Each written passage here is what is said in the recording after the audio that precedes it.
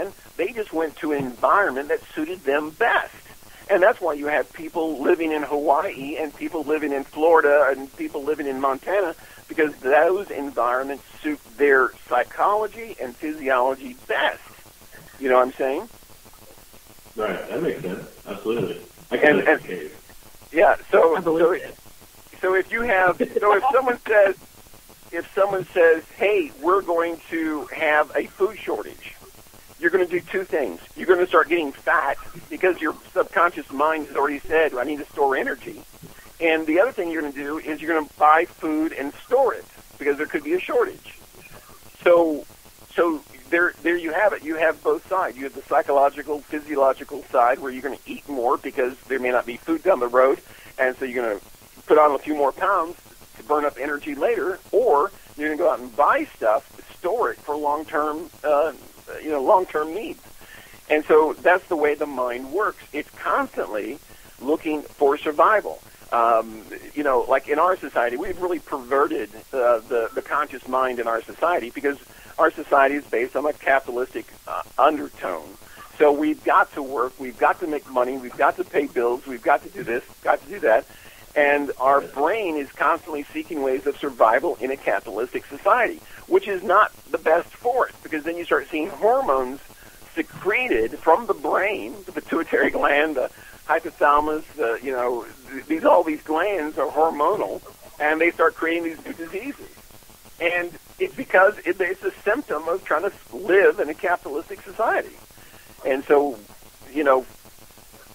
there you have it. That's why America is the way it is because we're fighting something that's against our own nature. Our nature. Do you think that's why a lot of the younger generations are going to a more naturalist approach? Like, they're going back to organic farming and living off the land and so forth? Yeah, the new multi-millionaires right now are talking about these tower farms or hydroponics. They're talking about growing gardens in their apartment complexes so they don't have to pay the high cost of food in New York or San Francisco or wherever they're at. The new entrepreneurs that will come out in the next few years will be hydroponics, growing food faster without Monsanto will be the slogan. Grow your own food without Monsanto's help. And that's really what they're aiming for. It's not because it's new, it's just because they don't want to be poisoned. See, when I was younger, hydroponics was to grow weed. I mean, that's just... That's true. And you just didn't know that was it. You were that going. You just didn't know that generation was done for you all. Laid the road for someone else to become a millionaire. Right. Wasn't me. Actually, I had a similar conversation last night on a show I was with Phil Gray. We were talking about spiritually, people have changed, and we're actually reverting backwards. We're going back to the old ways. We've gotten so far away from having to forage for ourselves and hunt for ourselves and be protected from the elements that we don't have any idea what we're doing when we get out of it. So people are going backwards. They're going back to the old ways of doing things. They're going back to old religions, spirituality. I find it fascinating because it's almost like a reverse. Mm-hmm. It's like we went too far one way, and we have all this technology now that people are like, I don't want this shit. I want to go back to the way things were. Well, it's a pendulum. It is. And the pendulum always swings too far one direction, and then it will swing the other way, and eventually, usually goes too far the other way, and there's repercussions, and things go back and forth. I mean, with whether it's technology, whether it's political systems, or whatever, religion, whatever. Yeah. It tends to be that in time. The human condition, like the rest of nature, is constantly trying to find a balance in what's going on. So if it's, like you said, it depends on if it swings too far, it'll come back. But the problem that is now in our society, and some 20 or 16-year-olds will tell you, why are you eating natural, is because corporations don't care about my health. Corporations only care about profit and distribution.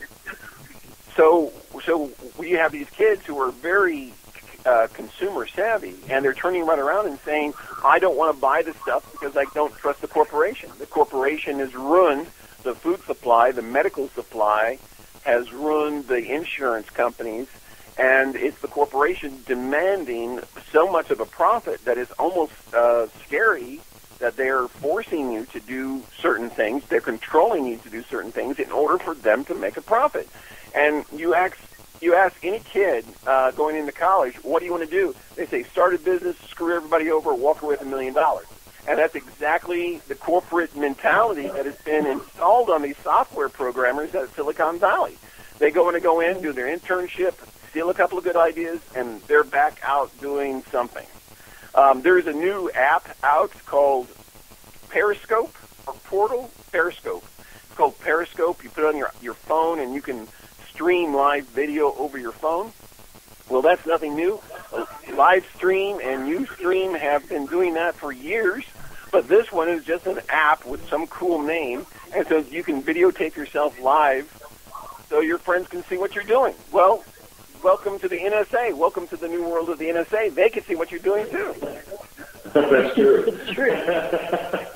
Because they already have ability to force the phone companies to turn over all of your information that's done on the phone anyway. And you were talking about corporate, I just told somebody, I think it was this week, that pharmaceutical companies don't make money off healthy people. No, yeah. So, that's right. 71%. Yeah, 71% are on a full-time prescription drug. 71% of the population of America is on a full-time daily prescription drug. 5 years ago, when I gave the report, it was 49%. We've now reached epidemic scenarios. So if you're taking a prescription pill once a day for your high blood pressure or urination or whatever you're taking it for, you are a lifetime member to the pharmaceutical company. Well, I'm going to say something that'll probably make a lot of people upset, but a good example of that is the American Diabetes Association. Yes. If you look at their diet, then if you really follow that diet, you will never get rid of diabetes. Yeah, that's correct. Yeah, they want you on insulin for life. Right. They're going to pump you full of drugs. I mean, my grandparents were both diabetic, and my grandmother, for as long as I can remember, took shots of insulin. For as long as I can remember, and I was from a little kid, and my grandmother passed away in her 60s, and Grandpa was in his early 70s, and they didn't live to be old age. They the diabetes got them. Well, diabetes, yeah, quote unquote. And I have extremely low blood sugar, and so eventually, if I'm not careful, it can turn into diabetes. And I look at the diet. As she's eating Reese's cups right now, so I throw that out there. Okay, it's been a long day. I also have weeks without eating sugar too. The truth is that's true. I mean, that's true. But but if you follow their diet, if I followed their diet, I'd weigh 300 pounds. Sure.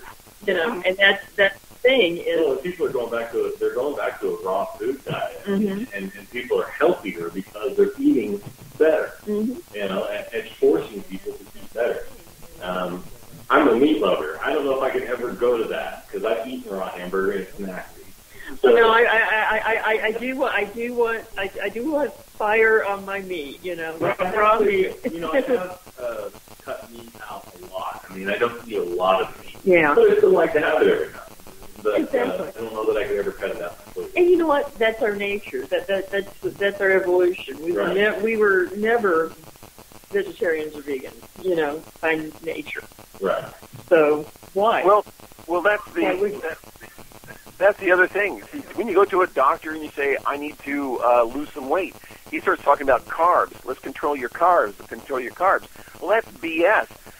You don't need to control your carbs. You need to control your protein intake. And mankind is designed to get protein. He's got to have protein. Whether it's in beans or whether it's in beef, you've got to have protein. And you've got to have fiber. And so someone came to me and said, how do I lose weight? And I said, man, it's simple.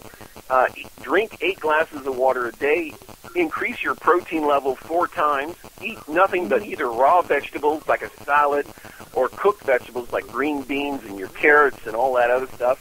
And I said, just cover or protein like beans and vegetables.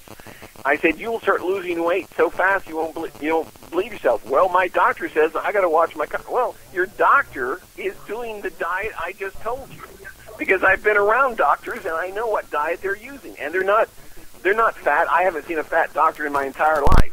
Okay, because he's eating protein and he's eating his high fiber. And then if you drink your 8 glasses of water, you're fine. You are fine. Your body will go right back to what it should be doing in the first place. Well, and it's drop the fast food. I mean, I think that's the biggest thing. We're a fast food nation. Mm-hmm. And, you know, we everything's got to be now. Well, you know, good food doesn't cook in 10 seconds. Right. Sometimes it is convenient. Sometimes, you know, time is a problem in this country. Throwing stuff in the microwave does not constitute food. Generally, no. Except for corn. Corn's not too bad. So, yeah, I agree. I think in some fast food places like Taco Bell, where they were under a court order to prove how much beef was supposed to be in their ground beef, and it was less than 34%, and then they said, oh, that's illegal by our standards, health code standards. You have to have more beef in it than whatever else is in there. And that's the exact same thing with McDonald's and you know, everybody else. The content of fat in their food outweighed the amount of protein in their food, and people were just horrified that Taco Bell would do that to them. And I'm going, Taco Bell is a company owned by PepsiCo. They'll do anything they want, you know, as long as they get away with it. It's all about profit. Right. It is profit. It is profit. Before 1954, there were very few grocery stores. Where did all the food come from? It came from people's backyards, their gardens. And what they couldn't grow, they went to another farmer and bought it from him. After 1954, we started putting this stuff in grocery stores. And the race of productivity and commerce and freshness all rolled into one. But if you look at the way, the speed, the DDT, the herbicides, the pesticides that were used in order to race these products to the store became the race, not the health code of good nutrition. It was how fast can we make this cucumber, how many things we can spray on it that are legal, and then how fast can we get that, you know, to the person's plate. And there's the profit. And everyone tells you, everyone will say, the reason why produce costs so much, your green beans, your cucumbers, all this other stuff, is because it's a time-based commodity. It only has 2 weeks shelf life or even less. So by the time you pull it out of the ground and by the time you get it to the store, that's already a week or 3 days. So it's got another 3 or 4 more days before the store takes it and throws it away. So it's a constant race for freshness and a constant race for as much as you can pull out of the ground. Quantity, freshness, speed of delivery, and price. And that's what it all works out to be. No, I agree with you. I mean, that's capitalism. I'm sorry, that's capitalism, you know. It's true. You know, there's a store here in town called Aldi's, and you may have them up there, but they get shipments every day. Mm-hmm. The nice thing about that is the vegetables tend to last longer because they are fresher. Yeah. Their meats last longer because they're fresher. Mm-hmm. If you go to Walmart, though, and you bought the same thing, probably shouldn't say names, but oh well. If you go to Walmart and buy the same thing, it may last a third of the time. A lot of times that's true. I mean, I've had vegetables. I've had a head of cauliflower in my fridge for at least a week, and it doesn't. I've eaten it, and it's fine. Mm-hmm. It's as good as the one I would go get at the big market. Right. I love this time of year because of the farmers market. I mean, you spend at least you're going to save probably 25%, maybe. But you're helping out a local farmer and your food's fresher, and that's what I like. I'll go to this farm. I go to the one in West City and one here in Joplin. Mm-hmm. I mean, I'll get my vegetables and stuff over there. So, Go ahead. Now the dark side of all this, Monsanto has patented all of our food.